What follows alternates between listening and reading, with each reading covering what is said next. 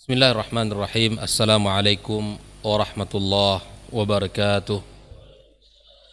Alhamdulillah. Alhamdulillahi rabbil alamin. Wal aqibatu lil muttaqin. Wala udwana illa 'alal zalimin. Ashhadu an la ilaha illallah wahdahu la syarika lah waliyus salihin. Wa ashhadu anna Muhammadan abduhu wa rasuluhu al-mab'utsu rahmatan lil alamin.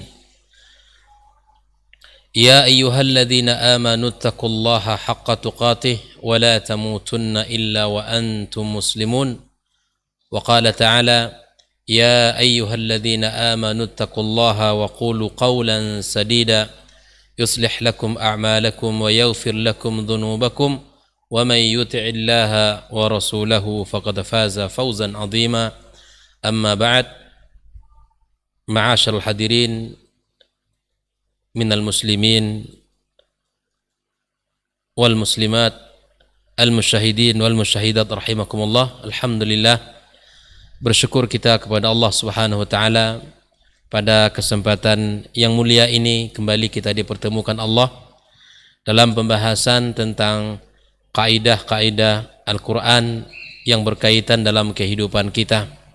Mudah-mudahan pertemuan kita menjadi pertemuan yang diberkahi Allah, mendatangkan keberkahan di dalam kehidupan kita serta menjadikan jiwa kita senantiasa tenang dan bahagia dengan dekat dengan Allah Subhanahu wa taala serta mengkaji ayat-ayatnya.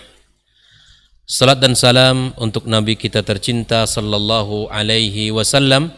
Allahumma salli wa sallim wa barik ala Muhammad. Semoga salat dan salam yang senantiasa kita lafazkan, kita ucapkan menjadi bukti cinta kita kepadanya. Para ikhwah yang berada di studio dan seluruh pendengar pecinta KMTV dan Radio Robbani 91,1 FM dimanapun berada, kembali malam ini kita melanjutkan pembahasan kita ya, pada kaidah yang ke-6 dari kitab ini, yaitu potongan firman Allah Subhanahu wa taala di dalam surat An-Nisa ayat yang ke-128. Allah Subhanahu wa taala menyebutkan was-sulhu khairun, bahwa perdamaian itu adalah lebih baik. Perdamaian itu adalah lebih baik. Nah, sesungguhnya ayat ini atau kaidah ini merupakan kaidah yang sangat luar biasa di dalam kehidupan kita bermasyarakat, bersahabat, berbangsa dan bernegara. Baik dalam skala yang paling terkecil, misalnya dalam kehidupan kita di dalam rumah tangga kita, atau dalam kehidupan kita ya bertetangga dan kehidupan kita bermasyarakat. Maka sungguh kaidah ini akan melahirkan keberkahan. Kaidah ini akan mendatangkan banyak manfaat dan kebaikan, dan akan menghilangkan segala bentuk permusuhan dan pertengkaran. Karena yang akan kita lakukan adalah perdamaian. Yang kita inginkan di dalam kehidupan kita hidup damai, hidup dalam keadaan nyaman. Maka ayat yang mulia ini adalah potongan dari firman Allah Tabaraka wa Ta'ala di dalam surat An-Nisa 128, yang mana ayat ini Allah menceritakan tentang kehidupan rumah tangga yang terjadi padanya adalah nusyuz. Sebagaimana Allah kabarkan di dalam ayat tersebut, ya, wa in imra'atun khafat min ba'liha nusyuzan au i'radan.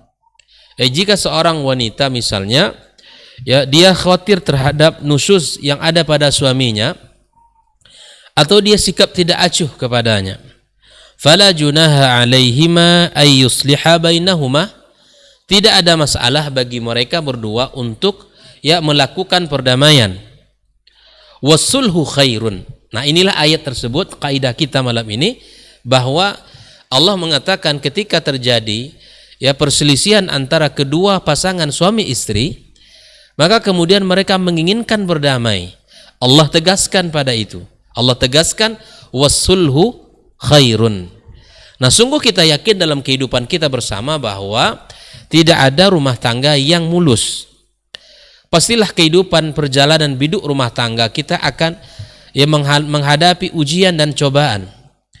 Sekecil apapun cobaan itu mesti kita sikapi. Sebesar apapun misalnya cobaan yang dihadapi oleh seseorang di dalam kehidupan rumah tangga, maka Allah Subhanahu wa taala menyarankan kita untuk melakukan perdamaian. Karena sungguh pernikahan tidak kita inginkan untuk sesuatu yang tidak terpuji. Pastilah kita menginginkan sesuatu yang baik. Nah, sebagaimana tabiatnya sebuah pernikahan di mana hidup seorang pasangan atau dua pasangan yang latar belakangnya berbeda, kemudian secara fisik barangkali juga berbeda jauh. Artinya dalam bisa jadi dalam bentuk rupa, yang saya maksud adalah bisa jadi laki-laki berdampingan yang tampan dengan wanita yang biasa, atau sebaliknya, atau dari sisi ekonomi, atau dari sisi status sosial misalnya, ini juga akan mempengaruhi dalam perjalanan hidup rumah tangga. Masih banyak hal seperti misalnya status pendidikan di dalam rumah tangga. Seorang suami yang sudah menyelesaikan strata pendidikan mungkin S1, S2 atau S3, sementara pasangannya masih atau belum kuliah atau mungkin baru S1 dan seterusnya. Maka ini juga menjadi pemicu-pemicu. Oleh itu kaum muslimin rahimakumullah, jika seandainya terjadi hal-hal yang seperti ini di dalam kehidupan rumah tangga, maka Allah sarankan apa? As-sulhu was-sulhu khairun. Maka perdamaian itu lebih baik yang harus kita lakukan dalam kehidupan rumah tangga kita. Wa uhdiratil anfusus syuha, bahwa jiwa manusia memang secara tabiat lebih condong kepada kikir. Dan terkadang memang dalam kehidupan rumah tangga saja bahwa masih ada sikap-sikap kita tidak mau untuk memberi kepada pasangan. Terkadang muncul sifat-sifat seperti itu. Dan Allah tegaskan bahwa diri manusia itu memiliki sifat dan tabiat seperti ini. Wa in tuhsinu wa tattaqu, jika kalian berbuat baik dan bertakwa, fa innallaha kana bima ta'maluna khabira, maka sungguh apa yang kalian lakukan itu Allah Maha mengetahui dan Maha khabir. Oleh itu kaum muslimin rahimakumullah. Nah, ayat yang mulia ini berbicara tentang perselisihan antara kedua pasangan. Kalau kita lihat kembali pada ayat An-Nisa, surat An-Nisa ayat 35, kalau yang pertama itu adalah An-Nisa 128, itu nusyuz dari seorang suami. Jadi ternyata di dalam Islam itu nusyuz tidak hanya dari istri. Jangan salah faham kita bahwa nusyuz istri Allah kisahkan pada surat An-Nisa 35 ya. Wa in khiftum shiqaqa bainihima fab'athu hakaman min ahlihi wa hakaman min ahliha. Ya, ini Allah katakan jika terjadi syiqaq, perpecahan atau perselisihan antara kalian pasangan suami istri, maka solusinya apa? Ini Allah berikan langsung bagaimana kita menangani permasalahan rumah tangga kita. Ada orang di dalam kehidupan rumah tangga, dia tidak bisa mencari solusi yang terbaik untuk kehidupan rumah tangganya. Allah sebutkan jika terjadi syiqaq, perselisihan yang tajam di dalam kehidupan rumah tangga, Allah katakan fab'athu hakaman min ahli wa hakaman min ahliha. Ingat, ini sebuah panduan dari Allah. Kalau ada perselisihan rumah tangga, maka utuslah salah seorang dari pihak laki-laki yang bijak, berilmu. Allah gunakan dengan kata hakam Dan begitu pun diutus juga satu orang dari pihak perempuan, hakam dari pihak perempuannya. Maka Allah katakan iyurida islahan yuwaffiqillahu bainahuma, andai kedua hakim atau hakam tersebut menginginkan perdamaian. Nah, ini tentu sekali lagi jika terjadi perselisihan, tidak menutup kemungkinan itu terjadi pada siapa saja. Maka solusinya kaum muslimin, para ikhwah yang di studio yang saya cintai, bahwa utus satu orang dari keluarga perempuan dan satu orang dari keluarga laki-laki. Bukan mengutus keluarga besar dari pihak laki-laki dan keluarga besar dari pihak perempuan. Nah ini. Jadi Allah telah memberikan solusi yang sangat detail sekali dalam kehidupan rumah tangga kita. Oleh itu, ya iyurida islahi wafiqillahu bainahuma, jika keduanya menginginkan islah perdamaian, Allah beri taufik kepada keduanya. Nah, jadi luruskan niat orang yang kita utus itu, dan juga dari pihak laki-laki maupun perempuan. Nah, innallaha kana aliman khabira, sesungguhnya Allah maha alim, dia maha khabir ya terhadap apa yang ada yang terjadi. Nah, oleh itu kaum muslimin, dari dua ayat ini An-Nisa 35 itu syiqaq, ya terjadi ya perselisihan tajam yang terjadi dalam pasangan suami istri. Solusinya apa tadi? Utus satu orang dari pihak laki-laki dan satu orang dari pihak perempuan. Jangan orang-orang hebat panggil pamannya yang dewan, ya yang tajir, yang di pemerintahan seterusnya, ya itu akhirnya apa yang terjadi? Saling membangga-banggakan keluarga, bukan lagi untuk mencari solusi. Nah, utuslah hakam. Nah, ayat An-Nisa 308 itu syiqaq dari pihak laki-laki. Apa bentuk syiqaqnya? Nusyuz dari pihak laki-lakinya. Seperti acuh, ya tidak peduli kepada pasangan. Nah, jika terjadi hal itu dalam rumah tangga, kata Allah, ayyusliha bainahuma, segera kalian berdamai, segera kalian melakukan perdamaian. Allah tegaskan wassulhu khairun. Hafal itu kaidahnya. Wassulhu khairun. Perdamaian itu lebih baik. Nah, inilah kaidah kita malam yang berbahagia ini, ya mudah-mudahan ayat kaidah ini menjadi sebuah ya pola metode hidup kita. Ya. Baik kita dengan pasangan kita terjadi perselisihan, maka kita cari perdamaian. Kita dengan sahabat kita, dengan orang-orang yang dekat dengan kita, barangkali terjadi perselisihan kata, khilaf ya di dalam mengucapkan atau bersikap, tersinggung dia, maka apa yang kita lakukan? Tidak boleh kita berlama-lama. Wassulhu khairun. Nah, para ulama, walaupun ayat ini berbicara tentang perselisihan yang terjadi antara kedua pasangan, tetapi dalam kaidah ilmu Al-Quranul Karim, para ulama menyebutkan al-ibratu bi umumil labzi la bi khususis sabab. Apa itu makna kaidahnya? Al-ibrah bi umumil lafaz. Jadi ibrah yang bisa kita ambil bukan pada kekhususan sebab turun ayat, tetapi pada keumuman lafaz. Bisa dipahami? Ada sebuah kaidah di dalam ilmu Al-Quranul Karim ya yang ditulis oleh para ulama kita, al-ibratu bi umumil labzi la bi khususis sabab, bahwa ibrah ya pelajarannya dengan keumuman lafaz, bukan pada sebab turunnya ayat. Misalnya ayat turun kepada seseorang, apakah ayat ini berlaku untuk orang lain atau untuk orang yang turun ayat ini saja? Jawabannya gimana? Berlaku umum.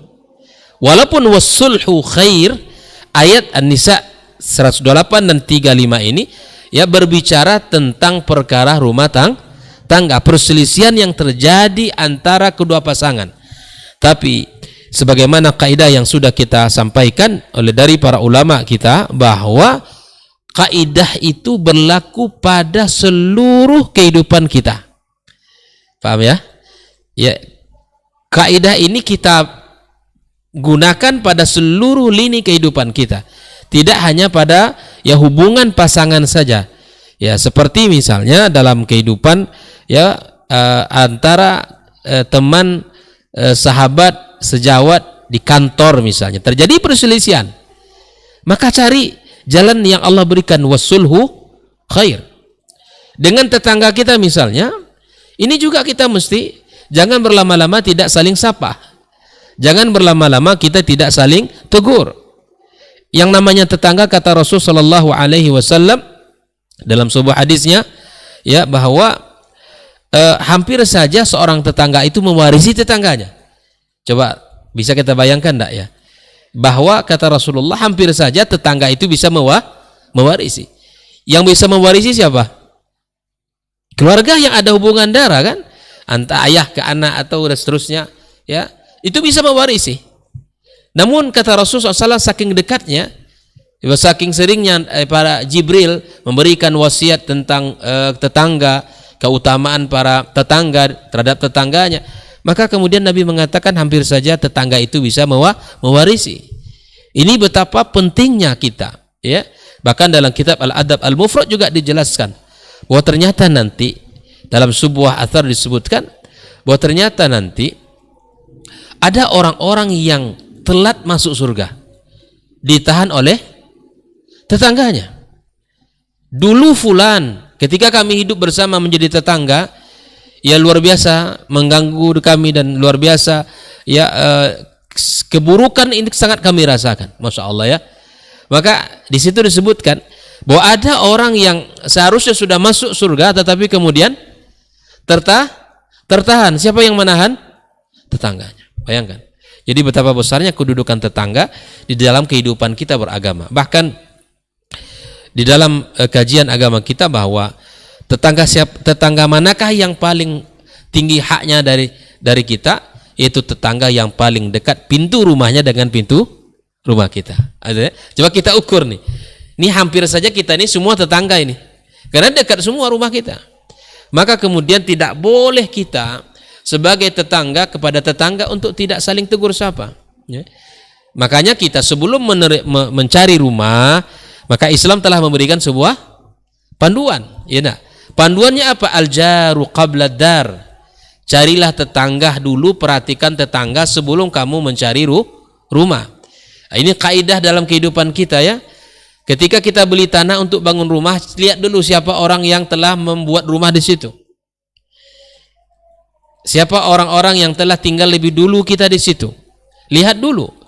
Barangkali ya orang-orang yang di situ ya, tidak seakidah dengan kita. Nah, tentu ini sangat kita khawatirkan nantinya ke depan. Karena anak-anak kita akan hidup tumbuh di situ. Ya, istri kita tinggalkan misalnya di rumah kita dalam beberapa hari. Tentu kita khawatir ini. Maka itulah kata para ulama, tentukan, lihat dulu tetanggamu sebelum kamu menentukan rumah yang kamu sewa di situ atau tanah yang kamu beli untuk kita bangun di situ sebagai tempat tinggal. Pastikan betul ya bahwa tetangga kita orang-orang baik sehingga akan memberikan pengaruh baik kepada kehidupan kita. Nah, oleh itu kaum muslimin, kaum muslimat, al-musyahidin wal musyahidat rahimakumullah. Nah, kaidah ini sekali lagi bisa kita pakai dalam seluruh lini kehidupan kita, dalam seluruh aspek perjalanan kita. Tidak hanya dalam hubungan pasangan suami istri, sekali lagi, tetapi juga hubungan ya kita dengan tetangga kita atau kita dengan kakak beradik kita. Kakak dengan kakak beradik. Pastilah akan terjadi perselisihan yang barangkali dia lebih tinggi dari sisi status sosialnya, yang ini mungkin lebih rendah. Maka kemudian ini tidak bisa kita berlama-lama di dalam ya perselisihan tersebut. Maka Allah katakan ayusliha bainahuma, hendaklah kalian berdua itu saling berdamai, wassulhu khair. Maka andaikan kaidah ini kita pakai dalam kehidupan kita, insya Allah kita akan hidup nyaman, hidup tentram, dan hidup dalam kebahagiaan. Karena hati kita ini terlepas dari kedengkian. Hidup kita selamat dari permusuhan. Ya, hari-hari kita lewati dengan penuh dengan pahala. Karena kita hidup dalam kebaikan. Tapi coba orang hidup di dalam permusuhan, pasti tidak akan nyaman hatinya. Pasti tidak akan nyaman tidurnya.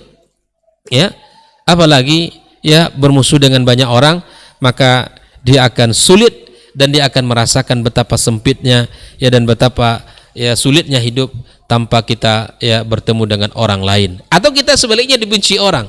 Maka jadilah orang yang menghadirkan perdamaian, bukan menghadirkan permusuhan ya perkelahian, tapi jadilah orang yang terdepan untuk menghadirkan kebaikan-kebaikan dalam kehidupan kita. Ikhwani ma'asyarul hadirin wal hadirat, al-musyahidin wal musyahidat, para ikhwah yang berada di studio yang saya muliakan. Nah, silakan aplikasikan kaidah itu di dalam kehidupan kita ya.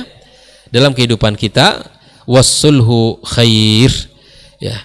Oleh itu ya, seperti beberapa kisah yang terjadi di dalam kehidupan ya Rasulullah SAW, ya juga mendamaikan para sahabat, kemudian juga mendamaikan orang-orang yang bertikai ya dan mencari solusi yang paling terbaik di dalam kehidupan kita ini.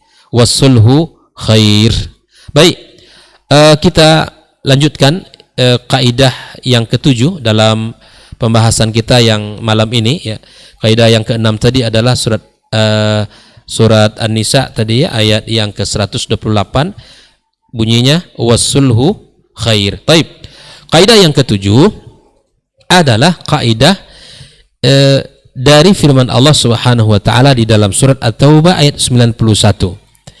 Silakan dibuka Al-Qur'an ya, surat At-Taubah ayat 91, yaitu firman Allah Subhanahu wa taala, ma 'alal muhsinina min sabil, ya, bahwa tidak ada celah atau jalan keburukan bagi orang-orang yang telah berbuat baik. Nah, ini tentu ayat ini bagian dari ayat-ayat Allah Subhanahu wa taala dalam surat At-Taubah ayat yang ke-91. Nah, sesungguhnya ayat ini adalah kaidah berinteraksi antara sesama manusia. Nih, kalau kita pasang kaidah ini dalam kehidupan kita, Pak, maka insya Allah hidup kita ini senantiasa bersyukur kepada Allah. Tidak akan mudah lisan kita untuk mencela. Tidak akan mudah lisan kita untuk membenci dan menghina. Enggak. Tapi kita akan senantiasa ya hadir di dalam bersyukur kepada Allah Subhanahu wa taala. Kaidahnya apa? Ma 'alal muhsinina min sabil. Bahwa tidak ada jalan bagi orang-orang yang berbuat baik ya sebuah keburukan. Tidak ada celah jalan bagi orang yang telah berbuat baik. Nah, kita harus bisa menghargai kebaikan yang telah dilakukan itu. Nah, ayat ini atau kaidah ini dalam kisahnya ya di dalam surat At-Taubah, di mana Allah menceritakan waja'al mu'adziruna minal a'rabi liyu'dzana lahum. Ada orang-orang Badui itu datang kepada Rasulullah untuk diizinkan tidak ikut berperang. Wa qa'adal ladzina kadzabullaha wa rasulah. Adapun orang-orang yang mendustakan Allah dan Rasul, mereka duduk tidak ikut berperang dan tidak ikut berjihad. Sayusibul ladzina kafaru minhum adzabun alim. Maka orang-orang kafir itu ia akan mendapatkan azab yang pedih dari Allah Subhanahu wa taala. Allah menyebutkan ya bentuk-bentuk atau kelompok orang yang dibolehkan tidak ikut berjihad. Seperti ada orang-orang Badui ya.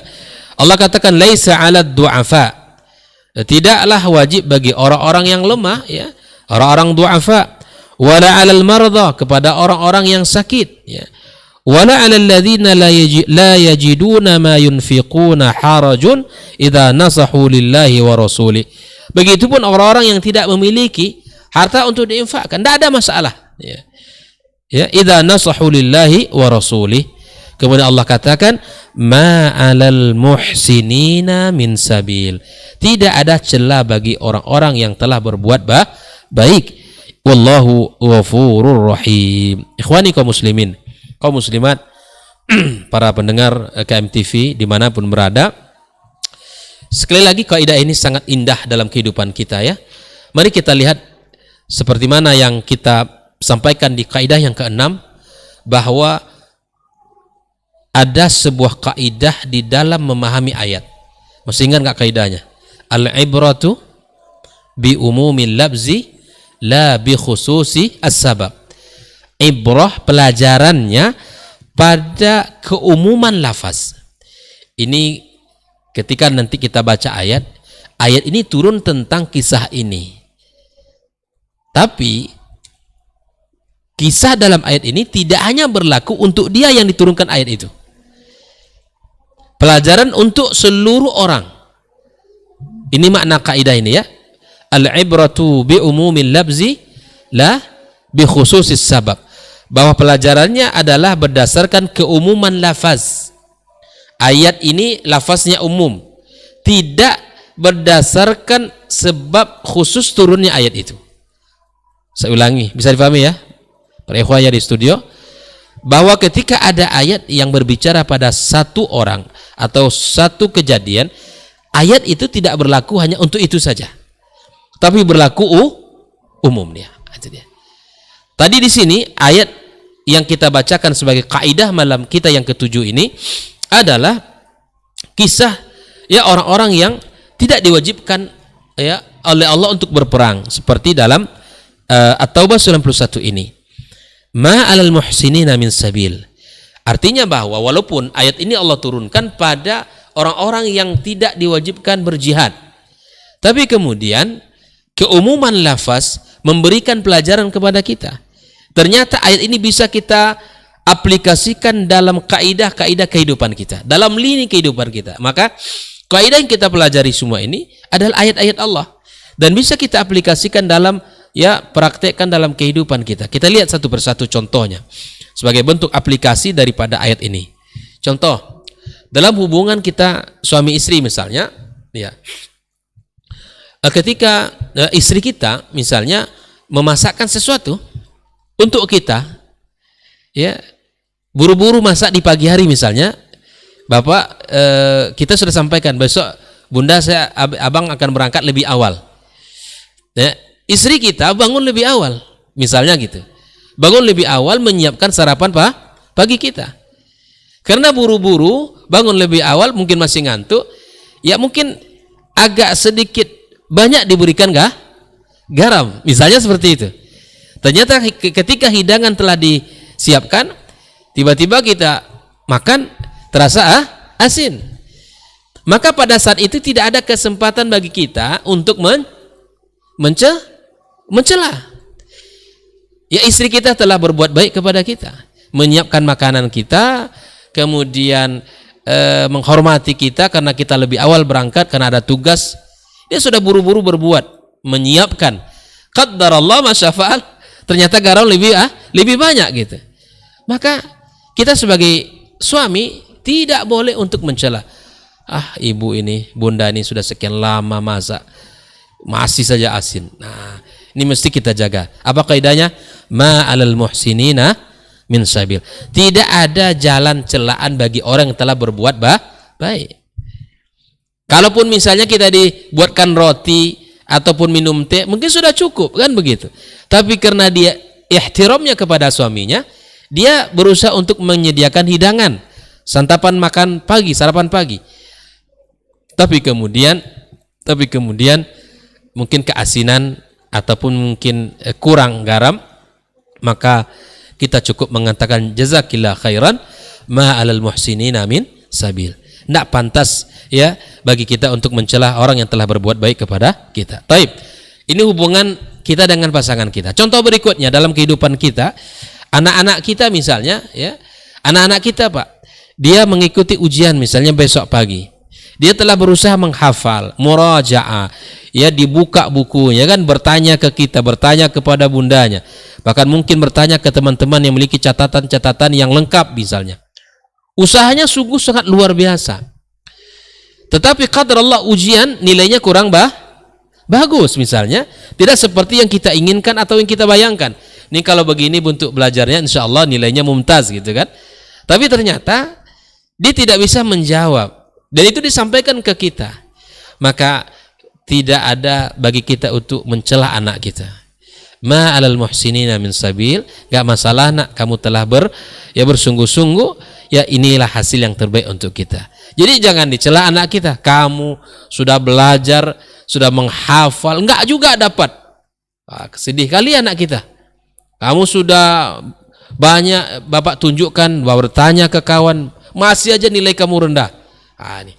Ma 'alal muhsinina min sabil, ya tidak ada celah jalan buruk, berjalan celah bagi orang-orang yang telah berbuat baik. Contoh pula, misalnya kita di dalam aplikasi kehidupan kita sesama sahabat, misalnya bapak titipkan sesuatu ke saya misalnya, ya si fulan nitipkan sesuatu, dijaga, saya jaga barang ini, kemudian saya taruh di tempat yang layak, qaddarallah gitu, jatuh, mungkin karena angin yang kencang atau disebabkan oleh sesuatu, akhirnya barang itu jatuh, yang mungkin sedikit ya lecet dan seterusnya. Maka kita ceritakanlah kepada orang yang menitipkan barang, afwan akhi, ini barang antum sudah saya jaga dan saya pelihara dengan baik, kemudian saya taruh di tempat yang layak, tapi qadar Allah hari itu ya hujan lebat, kemudian angin kencang, ya rumah ini dan seterusnya, ya akhirnya ini jatuh, mohon maaf ini lecet. Maka di situ kita bagi orang yang menitipkan barang itu tidak boleh lah kamu tidak pandai menjaga barang saya gitu.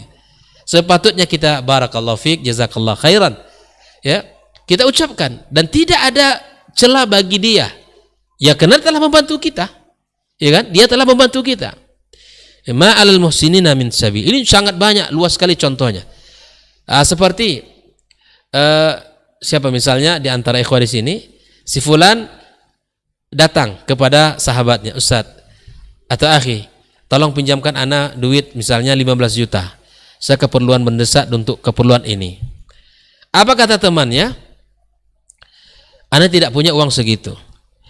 Tapi kalau antum mau, ya, ini 5 juta saya pinjamkan.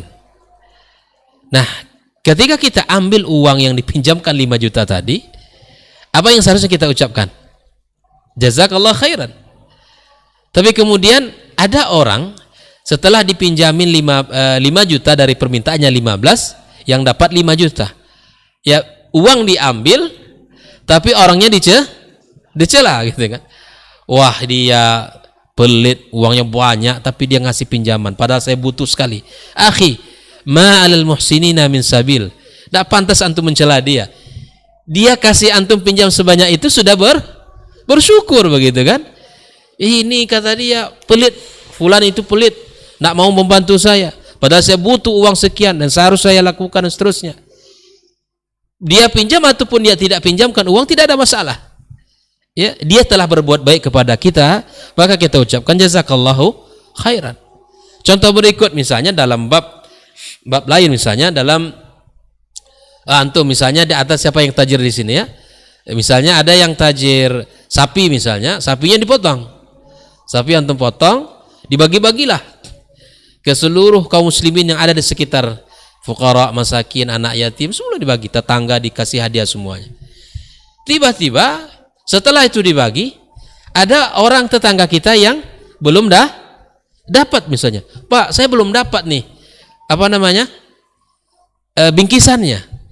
Ya akhi, mohon maaf lah kalau antum belum dapat, ya kan?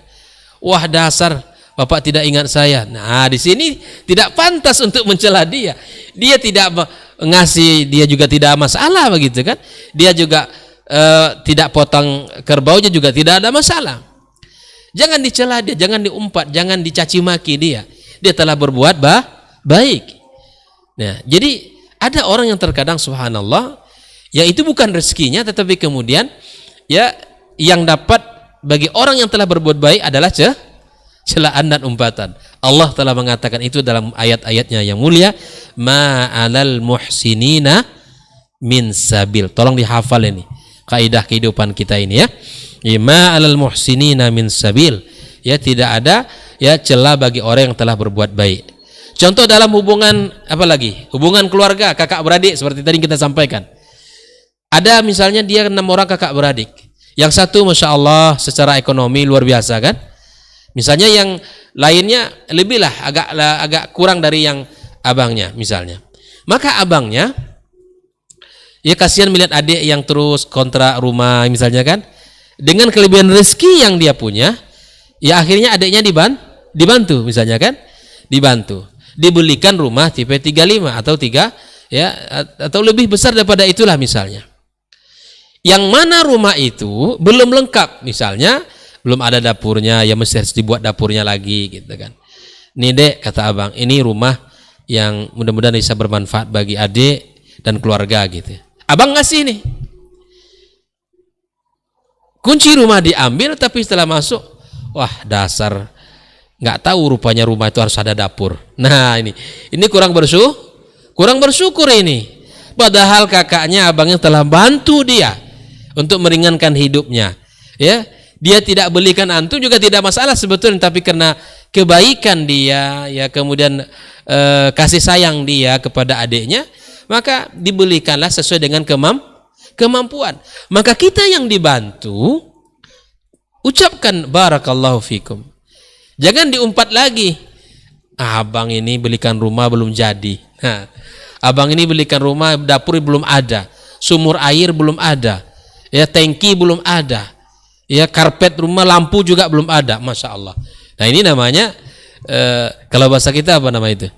Dikasih hati minta. Ya ini tidak bersyukur namanya yang seperti ini. Cukuplah kita harus belajar dari kaidah ini. Ma'alal muhsinina min sabil, ya.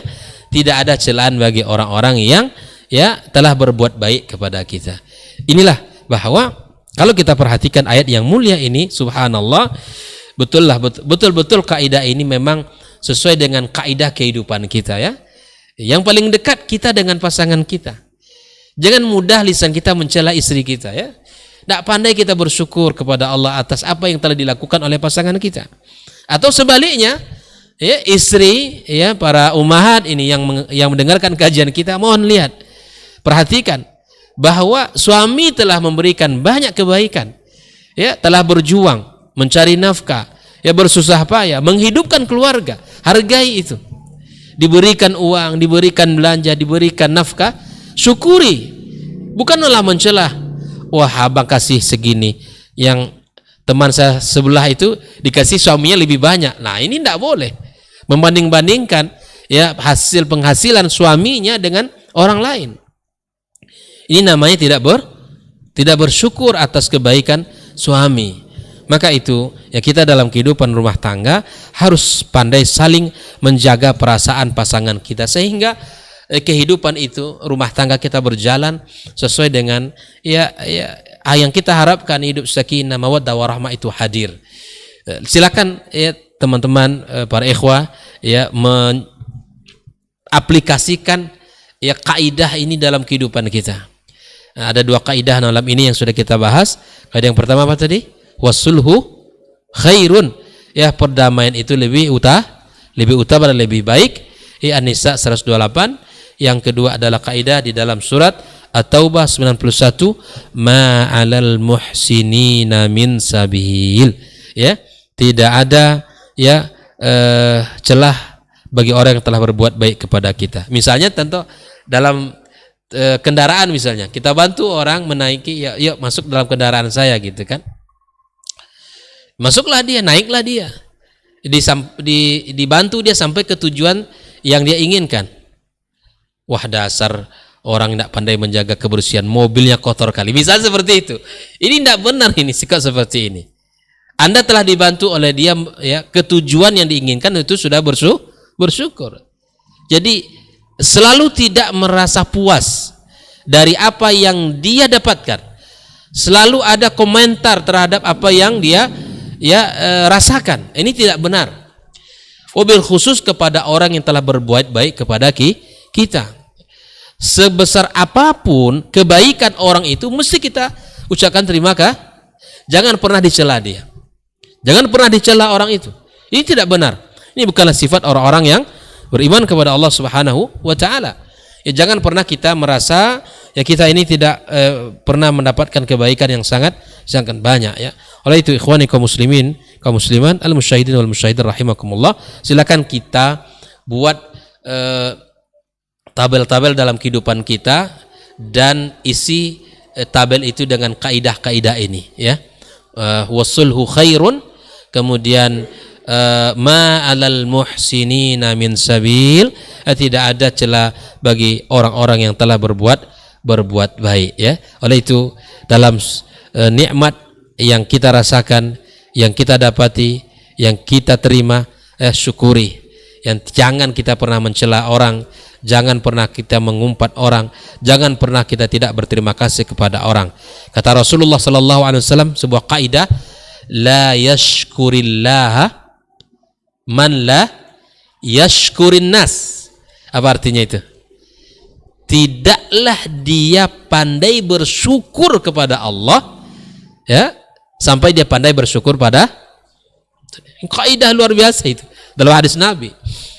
Jadi kepada manusia yang nampak secara zahir dan manfaatnya dirasakan oleh beliau, tidak pandai bersyukur, apalagi kepada Khalik yang tidak nampak sama kita. Walaupun kebaikan Allah sangat kita rasakan, tapi jarang sekali ya kita bisa mengucapkan alhamdulillah.